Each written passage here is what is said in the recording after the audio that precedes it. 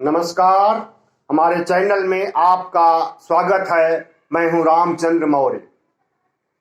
साथियों, 1 साल हो गए जब कोरोना का तांडव अप्रैल और मई में पिछले वर्ष मचा हुआ था, और उस तांडव में कितने मरे थे उसका सही डाटा उस समय तो नहीं मिल पाया है, लेकिन WHO विश्व स्वास्थ्य संगठन ने कल एक डाटा जारी किया है जिसमें कहा गया है कि भारत में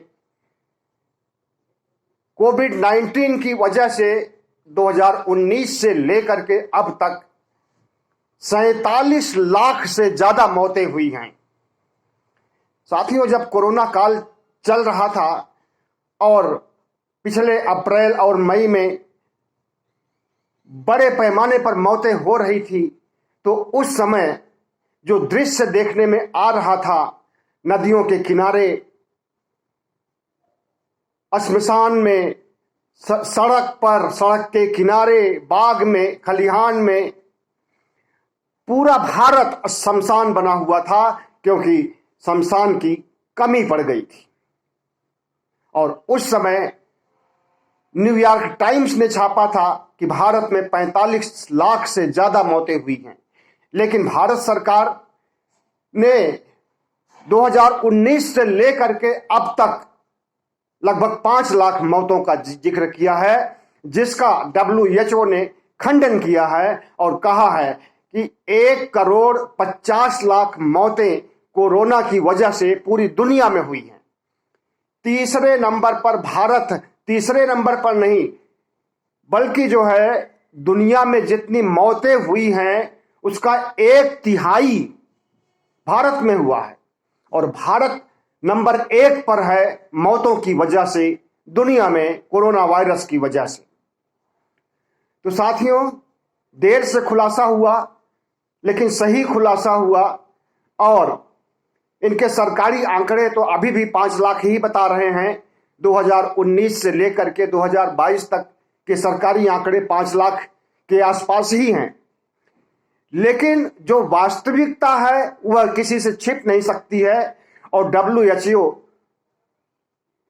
वर्ल्ड हेल्थ ऑर्गेनाइजेशन, विश्व स्वास्थ्य संगठन ने अगर ये आंकड़े जारी किए हैं और पूरी दुनिया के ऊपर जारी किए हैं, सिर्फ भारत के ही नहीं, और सारी दुनिया के देशों को लग रहा है कि WHO ने जो आंकड़े जारी किए हैं वे फर्जी हैं, गलत हैं, उस पर कोई विश्वास करने को तैयार नहीं है। लेकिन जिन घरों से मौतें हुई हैं उन घरों के लोग विश्वास कर रहे हैं, और उनके साथ साथ कोरोना से प्रभावित जितने भी लोग थे सब के सब विश्वास कर रहे हैं।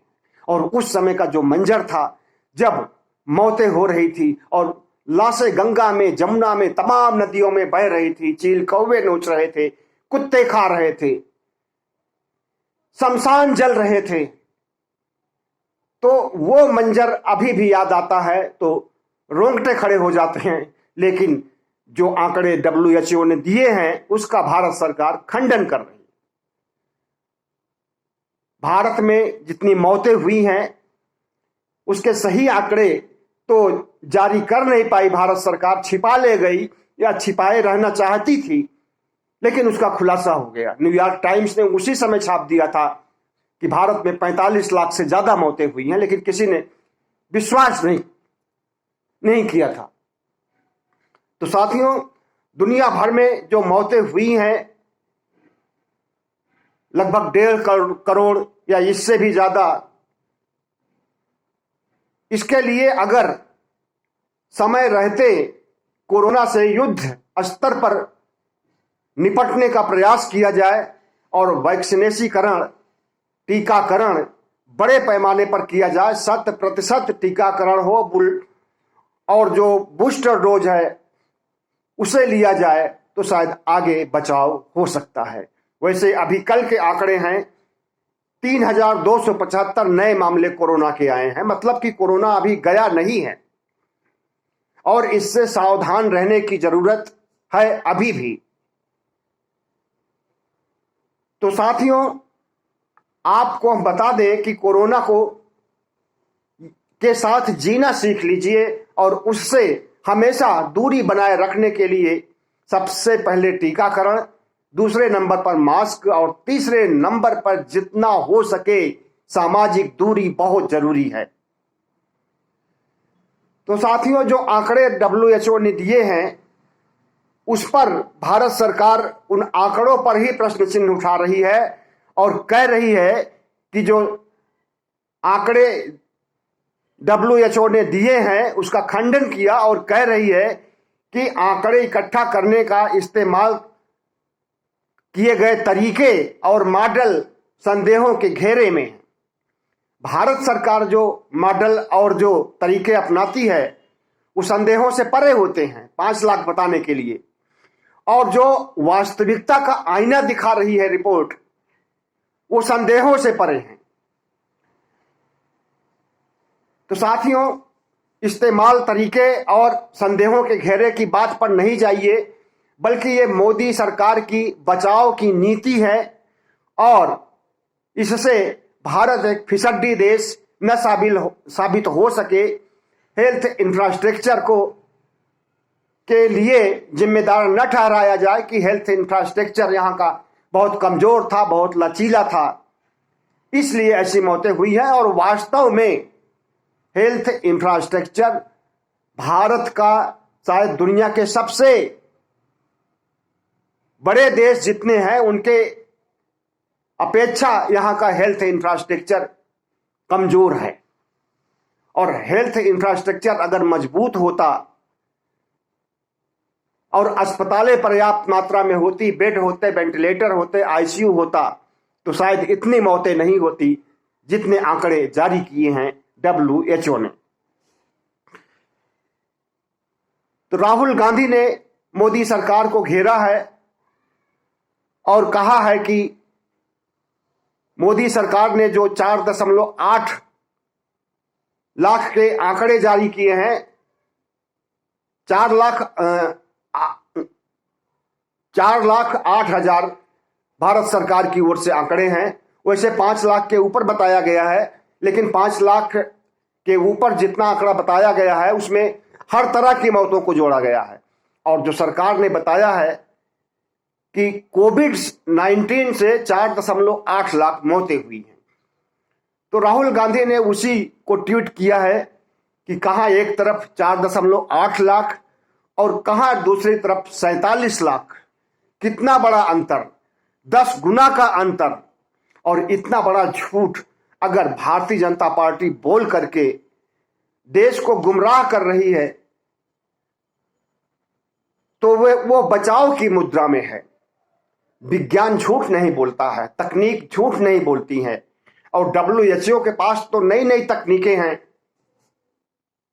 डाटा कलेक्ट करने की।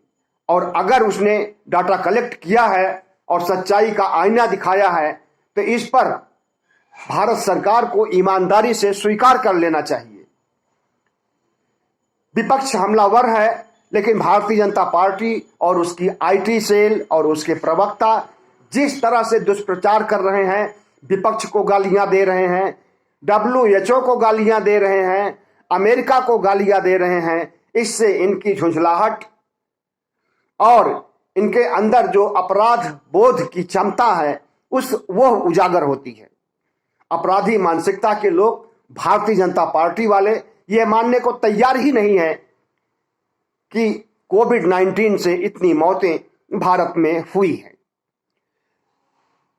लेकिन अगर भारत सरकार इन मौतों से सबक लेती है और भविष्य में किसी भी महामारी से बचने के लिए जरूरी एहतियात बरतती है, संसाधन मुहैया करती है, हेल्थ इंफ्रास्ट्रक्चर दुरुस्त करती है तो और सबक लेती है इन मौतों से, तो शायद अच्छा होगा। लेकिन भारतीय जनता पार्टी जब इसे सिरे से नकार रही है तो वो सबक क्या लेगी। और दूसरी बात यह है कि सुप्रीम कोर्ट ने आदेश दिया था कि जितने भी कोरोना मृतक हैं उनके परिजनों को मुआवजा राशि दी जाए, आर्थिक सहायता की जाए। कितने लोगों को सहायता किया गया? कोई आंकड़ा नहीं है, किया ही नहीं गया सहायता, तो आंकड़ा कहां से आए? जिन पीड़ितों ने पीड़ित मृतक परिवार के पीड़ितों ने अप्लाई किया था, उनका एप्लीकेशन रद्द कर दिया गया और आज तक एक पैसे किसी को सहायता राशि नहीं मिल पाई।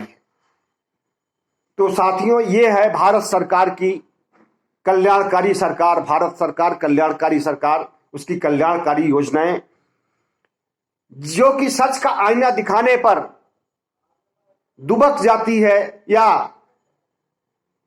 सच को ही झूठ बताने लगती है और अगर सुप्रीम कोर्ट की बात को भी नजरअंदाज कर जाती है और कोरोना से मारे गए लोगों के परिजनों को सहायता राशि नहीं देती है, तो भारत सरकार कल्याणकारी नहीं विनाशकारी सरकार है। जिस तरह से हिंदू मुस्लिम का दंगा भड़का रही है, जिस तरह से समाज में सांप्रदायिक दंगों की बाढ़ आ गई है, धर्म संसद आयोजित हो रहे हैं, लोगों को मार डालने काट डालने की बात कही जा रही है और छद्म हिंदुत्व, छद्म राष्ट्रवाद और छद्म हिंदू राष्ट्र के नाम पर लोगों को गुमराह किया जा रहा है और हिंदू राष्ट्र बनाने के लिए जो तरीके अपनाए जा रहे हैं। अभी अभी गृह मंत्री का फिर से फरमान आया है कि CAA कानून फिर से लाया जाएगा कोरोना खत्म होने के बाद। मतलब CAA NRC कानून के तहत लोगों की नागरिकता छीनने, खास करके मुसलमानों की, दलितों की, पिछड़ों की नागरिकता छीनने का अभियान चलाया जाएगा और इनकी नागरिकता छीन जाएगी तो इन्हें वोट देने का अधिकार नहीं रहेगा और वोट नहीं देना होगा तो सिर्फ ब्राह्मण, क्षत्रिय, वैश्य बचेंगे वोट देने के लिए और वही हमेशा भारतीय जनता पार्टी को जिताते रहेंगे और इन्हें हिंदू राष्ट्र बनाने में 2025 तक बड़ी सहूलियत होगी अगर इनकी सरकार रहेगी। तो ये भारतीय जनता पार्टी के लोग अपनी कमियां तो स्वीकार नहीं करते हैं, अगर उनकी कमियां WHO उजागर करता है तो उसे भी नहीं स्वीकार करते हैं।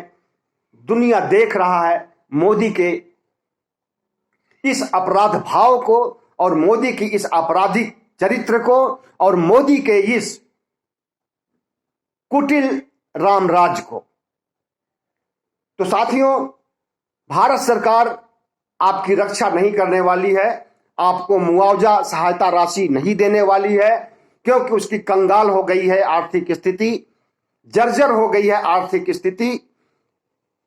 सरकारी महकमे को बेचा जा रहा है, सरकारी कंपनियों को बेचा जा रहा है, सरकार की संपत्ति को बेचा जा रहा है, उससे देश चल रहा है, उससे वेतन दिया जा रहा है कर्मचारियों को। उसके पास इतनी क्षमता नहीं है कि वो आर्थिक सहायता कर सके और सुप्रीम कोर्ट के आदेश का पालन कर सके।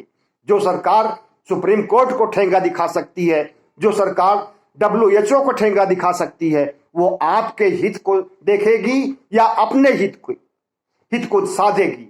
खास करके अडानी और अंबानी इस बीच अमीर होते जा रहे हैं और भारत ही नहीं दुनिया के देशों में टॉप मोस्ट अमीरों में अडानी अंबानी का नाम आ चुका है। तो गरीब गरीब होता जा रहा है, अमीर अमीर होता जा रहा है, लाखों मौतें हो रही हैं और उसे छिपाया जा रहा है और जो मौतें हुई हैं जिनका इनके पास प्रमाण भी है, जिनका डेथ सर्टिफिकेट बना है, उनको भी आर्थिक सहायता नहीं दी जा रही है। तो मोदी सरकार को क्या कहा जाए, एक अपराधी सरकार कहा जाए या कुछ और। बहुत बहुत धन्यवाद। हमारे चैनल को सब्सक्राइब कीजिएगा, लाइक कीजिएगा और शेयर कीजिएगा।